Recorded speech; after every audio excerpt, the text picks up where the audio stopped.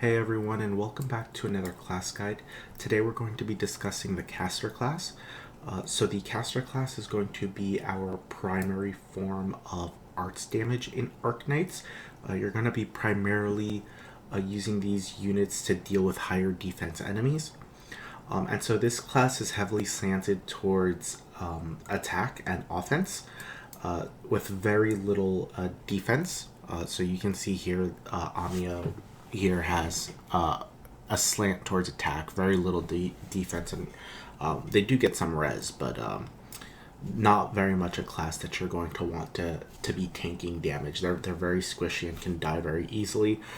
You're primarily going to be using them in an offensive role.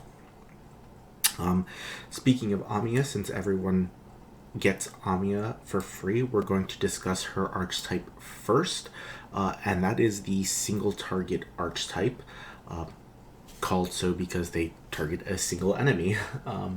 So this archetype is defined by having sort of like the lowest DP cost of the caster class. So these units really, they are on the cheaper end compared to other casters. But despite that, they actually have some of the highest attack stat within the caster class. So they're actually, in terms of attack to cost ratio, they're actually like a pretty good deal in that aspect, at least compared to other casters. They also do tend to attack a bit faster than members of the other aspects of the caster class, so you're going to get like pretty solid DPS out of these units, particularly out of even Amiya, who is a free 5-star unit, so that's like really good. You start off with a really good arts DPS unit. In terms of skills, you're going to find obviously a plethora of skills, but pretty common within at least the first skill is usually some kind of attack speed buff or some attack buff. This is something that you're going to find in a lot of the single target casters. I believe there's even some like lower level units, like some 4-star units, 4 or 3-star units that also have either like an attack buff or an attack speed buff, and even the original 6-star caster, whose name I'm probably going to butcher in a moment, has an attack speed buff in her first skill. So notable members within this class are obviously Amiya. I think that everyone should be investing in her, unless you have the 6-star casters, and you might choose to like pass on her, but even then she still has some really good use with her third skill in particular. It does have some like niche use with being able to ignore all forms of resistance, like defense and res. Well, arts damage already ignores defense, but her third skill being able to just ignore res and giving her this like massive attack and HP boost does have some niche use and some like difficult boss content, so definitely worth investing. These 6-star units, there's actually 2. One of them, which came out today, is COB. We'll have a discussion on her in the Should You Pull banner, but she's also pretty good at dealing with high defense targets, thanks in part to her talent. She's actually probably like she actually like really doubles down on the single target archetype of like, specifically destroying single individual high defense targets. And then the other 6-star unit, whose name I'm again probably going to butcher, HF Jala or something along those lines, actually transcends sort of archetypes with her S2 and her S3, giving her like AOE damage, all while still maintaining like the higher stats and lower DP costs of single targets. So definitely, if you get any of those 3 casters, worth investing in them. And in my opinion, Amiya is also worth investing on the side anyway, just because she does have some useful niche use with her third skill. So the second main class that is, the second main archetype that is part of the caster class is the AOE archetype. And here for this one, I've leveled Gitano as an example of a member of this archetype. So this class, if you remember my guides within the sniper class, this class functions very similar to the AOE the AOE snipers, except they deal arts damage instead of physical damage. So they're going to generally have lower attack power, much slower attack speed, and a much higher DP cost. And obviously what sets them apart is that they deal AoE arts damage. Now, remember that this is not a real AoE in the sense that they'll attack everything within their range.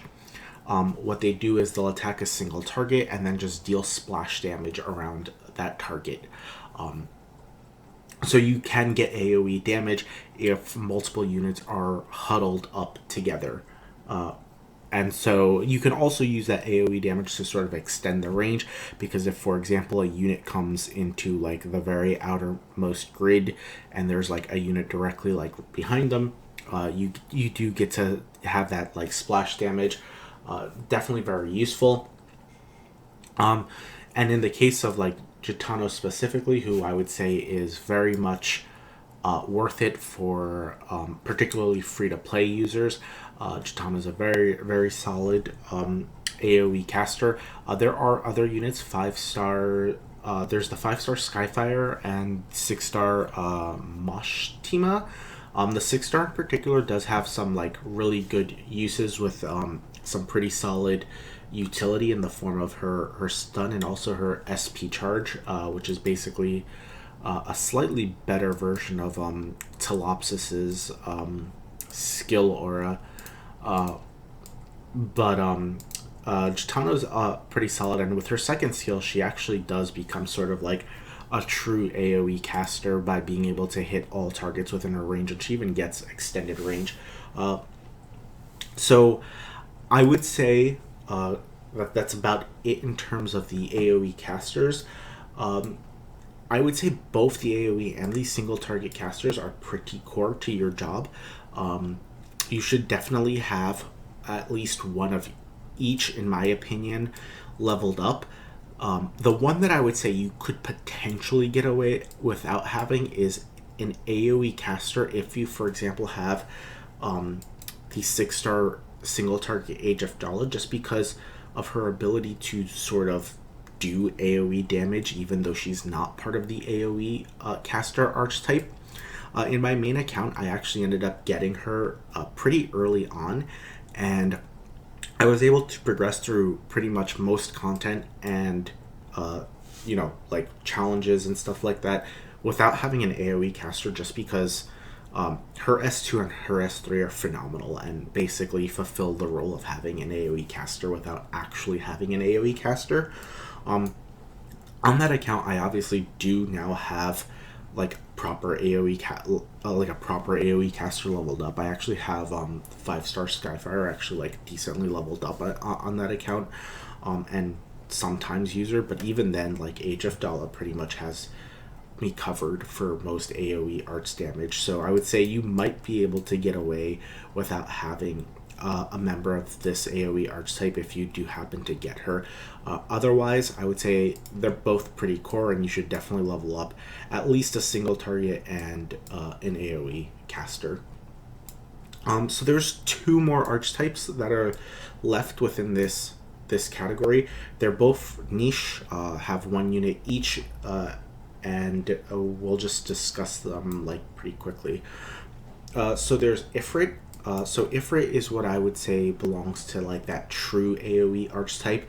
If you recall, she's going to be pretty similar to Executor here, in terms of being able to attack all enemies within range and deal damage to all enemies that fall within her attack range.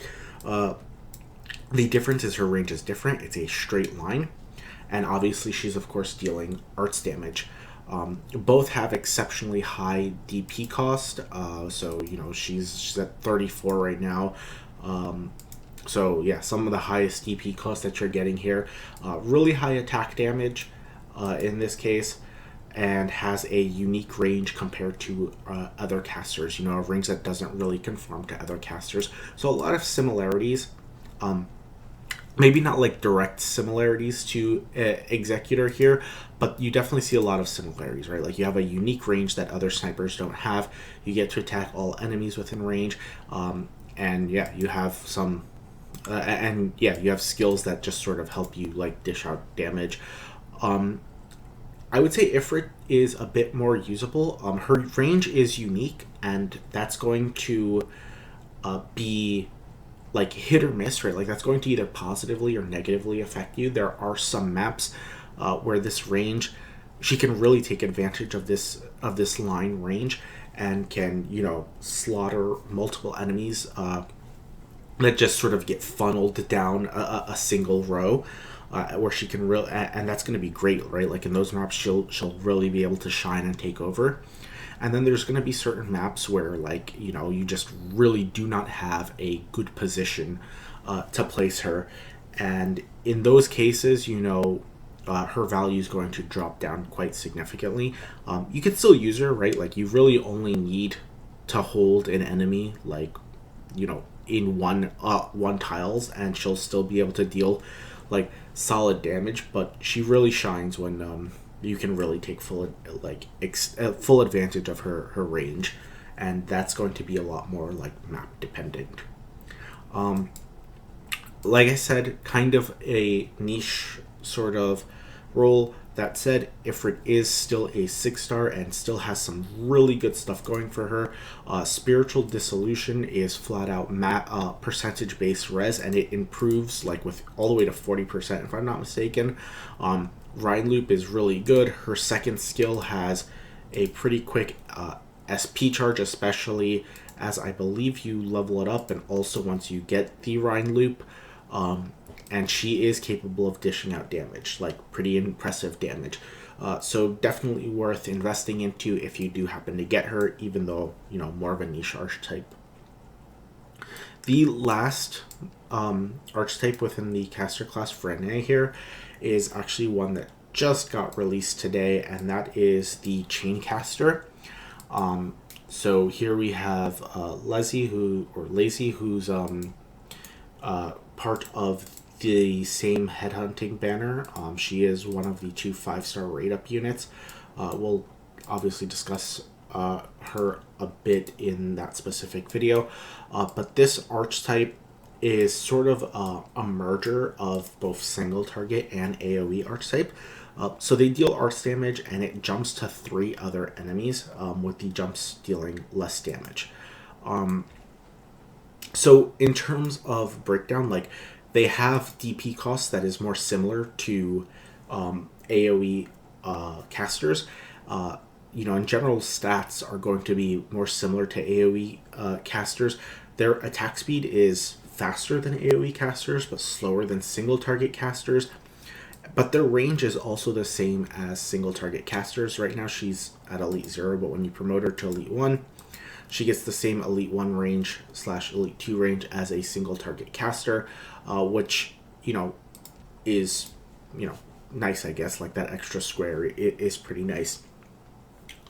The thing to note is this jumping to 3 other enemies, because this is a bit unique. AOE, you might think and look at it that, like, hey, you know, she's just a worse version of an AOE sort of unit, because you know, she only gets to attack, you know, three enemies compared to AOE units. But the thing about her is that she actually, like, the chain is actually capable of jumping further, right? Like, it can actually hop a whole square, and that gives her some extended range that you wouldn't otherwise get from, like, an AOE caster, right? Because a standard AOE caster, and I actually forgot to take an AOE caster with me, which kind of sucks, but an AOE caster, for example, like, they would target this very first slug, and then it would hit, you know, the slug behind them, and that's perfectly fine in situations like this. But there are going to be sort of instances where you're not going to be able to take advantage of that if the enemies do happen to be a little bit more spread out. And so that's something that you're kind of going to need to be able to see for a bit, and sort of like see for yourself. And in most cases, I would say you're not going to get full like advantage of this, but one thing you will get is certain very niche instances where this will become where the jump will become useful. The jump, from my practice, is actually like fairly short. It can only hop and skip like a single block. And yeah, because of that, you do have some very limited value from it. So I would say in most cases you are just going to be better off leveling up a single target caster and an AOE caster, and just sort of like, you know, leaving this archetype to the side. But it does exist, and it might be something that you can potentially take advantage of. The other thing to note would be perhaps some of her, or the other aspect, which is that you do get a brief snare on this skill, and it does, you know, get better at Elite 2. So like here, for example, we're seeing a situation where like very much something like Jatana would be a lot better, just because there are more than 3 enemies, and, you know, we could just deal way more damage. But yeah, very much a niche type of thing. You're not going to get many instances where this unit is, or this particular archetype is going to be of benefit to you. That said, the ability to hop a square, right? Like if an enemy is like right here and right here, an AoE caster isn't going to be able to hit both of those enemies, because they'll just hit this enemy and it'll just sort of like splash damage around. But a chain caster will, because it can hop over a square, and that potentially gives them like some really massive range, right? Like we had her here, and theoretically if she was at Elite 1, her full range would be like right here and here. And if an enemy walked into here, she could potentially smack them, right? It would chain to an enemy here, which would potentially chain to an enemy here, right? So like that's really far potential range, but it's super niche, right? Like it's only going to happen in very, very specific scenarios. So yeah, for that reason, like she in particular, like the second aspect of her skill, being able to snare and slow down enemies, kind of nice, but kind of situational. So yeah, in my opinion, if you get her, you might consider leveling her up like later on, but definitely something that I would shelve to the side initially. So that pretty much is going to cover it for this archetype. Much less archetypes in the caster class than in the guard class. And yeah, aside from that, with this class guide done, we are now actually halfway done with the class guides. The next class guide will be the defender class, but there's probably going to be a few videos, like one discussing the headhunt, and then the other one discussing the event that happens before that guide. But yeah, you know, stay tuned for those, and feel free to like, sub, and all that stuff in order to catch those videos when they're released. And thanks for joining me, everyone.